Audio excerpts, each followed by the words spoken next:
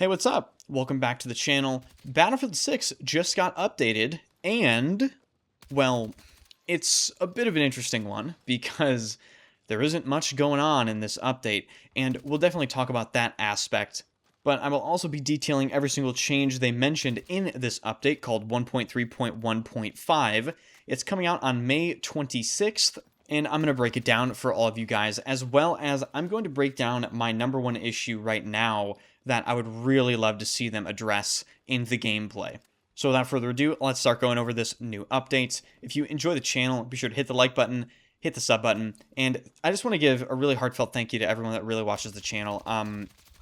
Sometimes I let things distract me or get past me, and I sort of forget what a crazy sort of position and crazy life that I live, you know, running these channels and being able to stream and having a ton of people show up to every stream and all this audience and interacting with tens of thousands, if not hundreds of thousands of people on a yearly basis.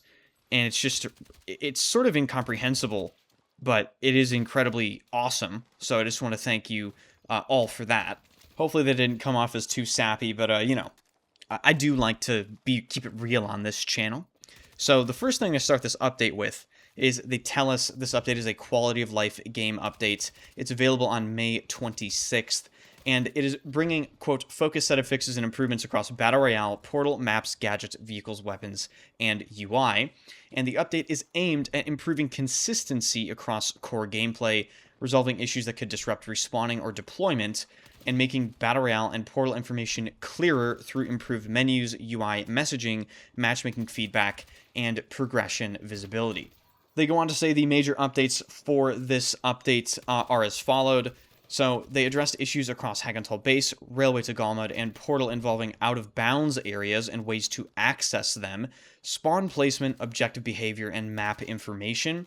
They also made improvements to Battle Royale and Ranked Battle Royale UI, including matchmaking, messaging, progression visibility, and loading screens. And finally, they resolved an issue that could prevent players from respawning, redeploying, or deploying in vehicles.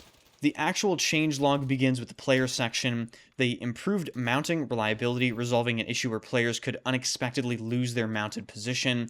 This is referring to mounting on walls, mounting on a leaned angle, potentially something to do with bipoding as well. And they also solved an issue where decals could fail to appear as intended on certain surfaces. Moving on, there is only one vehicle change, and it is teammates can deploy on the AH-6 Little Bird when the gunner seat is occupied. This was a bit of a small issue, but not being able to spawn on a vehicle is kind of a concern, so I'm glad to see they fixed that. Only one gadget fix. They improved the MTN-55 proximity detector spotting so enemy soldiers revealed are more reliably revealed in certain scenarios. This might impact spotting in, yet again, a negative way. There's already a ton of questionable spotting choices in Battlefield 6, and it's funny how fixing a bug with a certain gadget that spots people might actually make the gameplay worse, even though they're fixing it. But moving on to the maps and modes section, they address an issue in Hagental Base where players could use the assault ladder to leave the intended combat area. This is stuff like ladder exploiting out of the map, so I'm glad they fixed that. And then also in the maps and modes section, players can now respawn and redeploy as expected after being eliminated with the edit loadout screen is open. I have died to this bug many, many times, and I didn't really know what was causing it, but I'm actually really glad to see this bug get fixed. It was annoying when you were killed with this edit loadout screen and you just couldn't really do anything. I actually would just Alt F4 the game and have to restart it. They then mentioned some specific Railway to Galmud changes. They have adjusted escalation, alternate spawn points, destroyed houses near Objective E in Conquest, no longer leave floating debris behind, just some miscellaneous fixes here and there. Portal is up next, and they updated the Portal Next Complex 3 description and maps and modes filters. Honestly, I don't really know what that means. Then they address something with RedSec competitive mode, the ranked mode. As far as I can tell, there really isn't a lot of important details in here. It's just a lot of miscellaneous things to do with ranked points and placement rank points and messaging.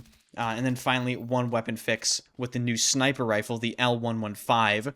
The model now remains visible after the player using it is revived. So, have to be honest, bit of a nothing burger update. There are a lot of kind of catastrophic bugs in the game right now in terms of RedSec that I have seen people complain about on Twitter. Apparently, you can't even go to the marina point of interest because there is a catastrophic visual glitch that completely blinds you. I would have loved to have seen a fix for that in this update. And then, of course, there's always the argument to be made that all updates should be a little bit more impactful. I am not so certain why they haven't added limb multipliers to the game yet. And my number one issue with Battlefield 6, I think it's becoming my number one issue, I should say, the visibility. I'm getting shot at by fucking shadow demons in this game, guys. The visibility in Battlefield 6, I think we've known for a little bit. It hasn't been great, even though spotting is pretty egregious. But I think just given the TTK of the game, given the gunplay of the game, you know, people can really kill you very quickly with very little effort. I should at least be able to see the enemies. And in a lot of situations, particularly situations where lighting matters, I really feel as though the visibility is atrocious and it needs to be addressed very, very soon. However, I don't necessarily think it's going to be. I think they're in between a rock and a hard place when it comes to the visibility because realistically, they don't have a lot of room to actually tweak anything. I think this might be a situation where the art side of things got in the way of the gameplay side of things. With that being said, I still do think there are some things they can do with lighting, particularly having to do with the lighting transitions going inside a building and looking outside and also leaving a building, going outside. The lighting transitions are just really, really bad.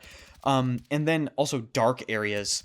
People always mention, Enders, there's a soldier visibility filter. Yeah, it doesn't really fucking do much of anything. I don't think people should be able to hide in the pitch blackness of Hagental Base being essentially just completely out of view.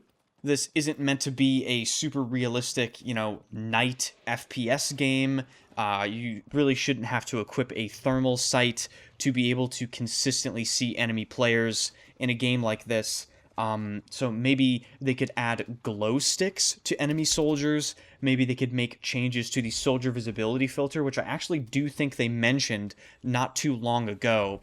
So I'm just really hoping for some visibility issues to be solved because it's very, very frustrating. I'm actually starting to lose my fucking mind over it a little bit more than I thought I would, especially more since I played the beta and since the beginning of the game. As I play the game more, the visibility issues really stand out to me more and more.